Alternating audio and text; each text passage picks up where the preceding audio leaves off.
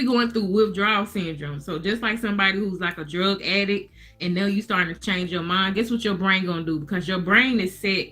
And I told you guys, if you can tonight or tomorrow, look up neuroplasty, right? As well as like if you haven't searched up epigenetics. So the way your mind is set up is that stuff that happened in your past, it's like pretty much like a pathway in your brain. So even though you don't realize it, your relationship that you have had with money that is negative is still pretty much a pathway in your brain. So every time you try to do something, especially when it's attached to money, that ideal that you have towards money as far as lack, not having enough when you was a child, or your parents didn't make enough, or you couldn't get the type of clothes and shoes and stuff that you wanted, you have problems with paying your bills on time, maybe you got bad credit, you have already started this whole sequence within your mind as far as your relationship with money. And 9 times out of 10, the thoughts that you have that's attached to money is negative as well. So neuroplasty is literally like you forming new pathways within your mind related to money. So what I was saying was, got the eviction notice stapled to my front door. I got these bills coming in that's late. Now you got 2 options at this moment. I could have been the type of person that said, nope, it's too much. I got bills to pay. I got my kids, blah, blah, blah. Because this job was still calling me that I quit, right? Please come back to work. We need you so bad. I could have picked up my phone and said, okay, I think I'm going to come back, blah, blah. I probably would have been embarrassed, but I would have had my check, right? Okay, I'm learning. Or I could have took the other route, which was, no, I have this vision. I believe in this vision. I've already prayed about it for all these years. I've done all the research. I've done all the studying. And now, regardless of what I see in front of me, I'm going to keep going forward in this path, right?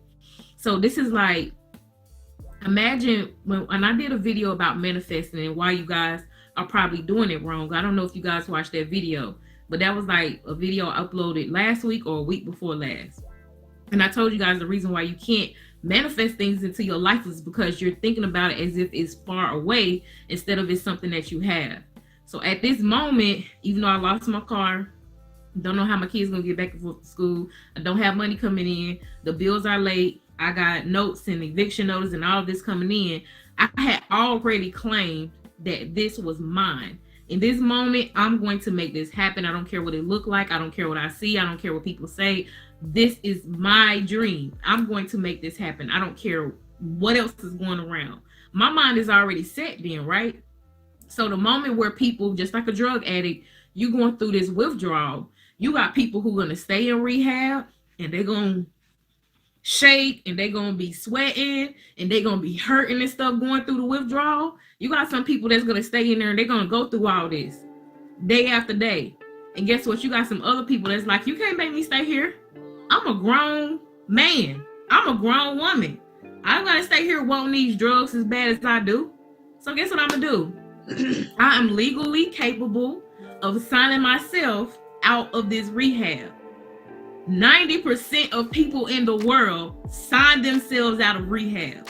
They don't give themselves the opportunity to actually overcome the drug that they have set themselves up of lack, not being able to prosper, thinking you're not good enough, thinking you're not worthy, thinking it's going to take too long, thinking you don't know enough people, you don't know the right stuff to do, your product ain't good enough, your service ain't good enough. You got all these little pills that you've been swallowing. And instead of being like somebody like me or somebody else that you may be inspired by and going through these withdrawal symptoms, you check yourself out and you go right back into that world and you start swallowing all those pills all over again. Nah, it's too long. This is what you do. Nope, take it too long. Light bill. Eviction notice. Can't pay that. It's too impossible. I'm just gonna keep on working this job because it's the pill that I'm used to. The drug of learns. Exactly, Neil. I like Neil. The hardest part of our journey is usually the space between the starting point and the finishing point. Exactly. That's how you learn how strong you are and how powerful you are. So I'm not saying I'm better than you because I went through my withdrawal. I'm saying I wanted it bad enough. I wanted it that bad enough. Like, I refuse. If I have to lose this, if people think I'm crazy, if I have to walk, if I have to be broke, I don't care what I have to do. Do you know how difficult it is for somebody to go through those symptoms? That is difficult. They are literally in pain going through that. I think, matter of fact, when you go through rehab and you go through the withdrawals, they give you like a certain amount of the drug just so it won't be as bad as it should be, right? So most of y'all, that's what you do. You start quivering and shaking, and now you have a night sweats and you in pain, and you like, this too much. I don't gotta go through all this when I could just go back out there and just keep taking the drugs. Do you get what I'm saying? And so that's what most people do. They decide, because it's not that you have to. That's the key thing. That's why I said success is 80% mindset, 20% doing the action. 20%. My mindset said, even with that eviction notice, even with these bills coming in with these big red words on the front of it, even though my car broke down and stuff like that, I'm going to stay here and I'm going to go through this withdrawal because I feel like it's worth it enough for me to break those chains for me. Yes, there are videos on YouTube that show people going through withdrawal while in jail. Y'all need to watch that. Thank you, Elijah, because maybe that's something y'all need to Google and do the metaphoric attachment that every time I give up on myself, this is what I'm going through. Mentally withdrawal. This is mental withdrawal. Yes, daily pain, but I'm allowing God to hurt my feelings to save my life. I love this. It's refreshing to hear this type of spiritual and real conversation. So yeah. And so it's not that I'm smarter than anybody. It's not even that I'm stronger than anybody, because I'm just as weak as anybody else could be. But I had already decided this is what it's about. Why I say over and over again in the Bible how powerful your mind is. As a man thinketh, we're not talking about the gender man with the phallus. We're talking about mankind. Yes, embrace the discomfort. Exactly, Leslie. As a man thinketh in his heart, not this heart, right? Because we already said the Bible ain't talking about this beating heart. The heart in the Bible is up here in your mind, because you can't think with this. As a man thinketh in his heart, so is he. So just because you think it, that's what you are. Just because you believe it, that's what's real to you. Perception is the only reality. Perception is. That's why you can have people here on YouTube and I can say, I'm not taking off no cake for no black man. I got black sons. I'm going to protect my sons. I'm going to stand up for my sons. And I love the black men that's in my life. I'm not going to talk trash about black men, because the black men who have played positive roles in my life, that's my perception. So when you hear people say perception is the only reality, you mad at me for speaking positively about black men, because your perception is that all black men ain't shit. That's your perception. So because that's how you see the world, that's reality to you. Because perception is the only reality, right? And so you get mad at me because my perception is different from you. It's literally like me looking through these eyes and then me putting on my glasses and looking through with my glasses, right? And they dirty. Put some respect on your perception. Exactly, right? So you mad and hopping around and throwing temper tantrums all around YouTube because everybody ain't agreeing with your perception. And you don't understand that perception is your reality. It's not my reality. You know what I'm saying? It's not because I'm trying to go against you. It's because my perception is my reality. So now your perception is your reality. You don't want to go through withdrawal. So perception to you is that it'll be easier and more comfortable if I just go back to my job. I don't got time to go through no withdrawal right now. Most people fight for their own limitations because their limited state condition is most familiar to them. Exactly. People are comfortable with chaos and conflict. Like, sometimes I'll be wondering, I don't know how people go through everyday life and you watch the same video that's bashing a specific group. It could be white people talking about black people all day in a negative way. It could be black men talking about black women negatively all day, every day. Black women talk about black men all day, every day negatively. Every day you talk about that. Every single day. Like, you're not tired. You've been listening to them same videos for the past 3 years. You ain't tired? Like, to me, it's just like, I don't understand it. Like, every single day though, you haven't healed, you haven't transpired, you haven't transmuted, you haven't done nothing. You still in that same place 3 years later, listening to the same thing over and over and over again, because discomfort is comfort to you. Conflict, having to argue and fight, that's comfortable to you. That make you feel good to be able to, oh, I'm gonna say this about them, and now that make me powerful. Every single day, you cool with that? I'm not. And you want me to be cool because, like I said, perception is the only reality. Hey, hey, Italy, Milan. Welcome to the family, babe.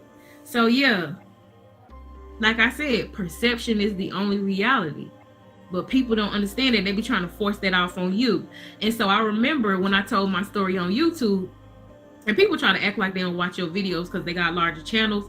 But all of a sudden, I started hearing bigger YouTubers say, I wouldn't tell nobody to quit their job.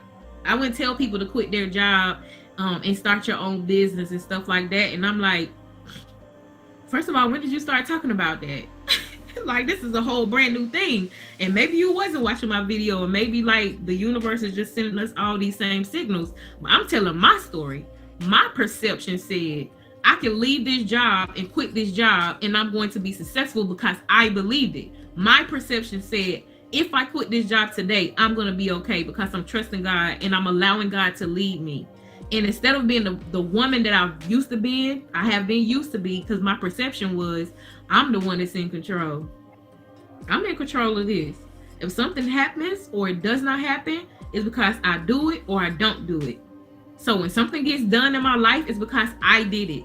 That was the first moment in my life ever that I had to learn what it means to be submissive. I had to learn what it meant to be submissive. And this not even submission to something that you could physically see with your eyes. This is learning submission to something you can't even see. But that's what faith is. Faith is the evidence of things hoped for, things not yet seen. I had to learn how to submit myself because for so long, I've been the one that's in control. So put me in a position where now I'm so-called going through withdrawals. I don't have any control because I've been putting up pictures. I've been telling people to buy my hair. I've been telling them to come to my salon and nobody is coming.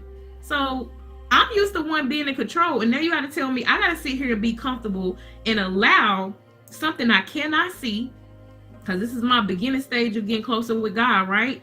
Something that I cannot see. I got to trust and believe that all this time I've been the one that's making stuff happen for myself in my life. That now I have to submit myself. Do you know how difficult that is? To submit yourself? That is difficult. That is so difficult when you're so used to being the one in control. Do you get what I'm saying? Y'all are so welcome. I'm so happy to be watching. I'm subscribing now. Welcome to the family again, Italy, Milan. So yeah, after withdrawal, and you done made it through withdrawal, during that process, you're learning how to submit. Do you know how powerful that is? Because a lot of women, especially women, mostly, and then men too, because men don't understand that the actual scripture in the Bible doesn't say just women submit to your husband. It says, and husband also submit to your wife. But they like to leave that part out. But we ain't even talking about the Bible, but we can get into that in another video or something later on. But during that withdrawal process where somebody else say, nah, I ain't trusting God that much. This ain't my Abraham moment. This not when I'm about to take my only child that I've been praying for over and over, because this is what you do.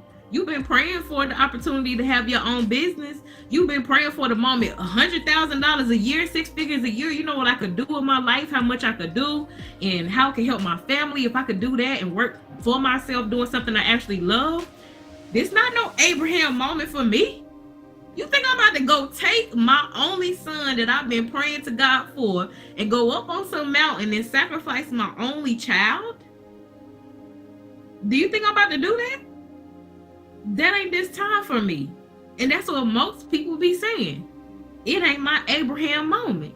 I know I prayed to you, God, but the things that you telling me to do in order to get what I was praying to you for, at this point, I don't think it's worth it no more. That's what you telling God. Yeah, I know I've been praying.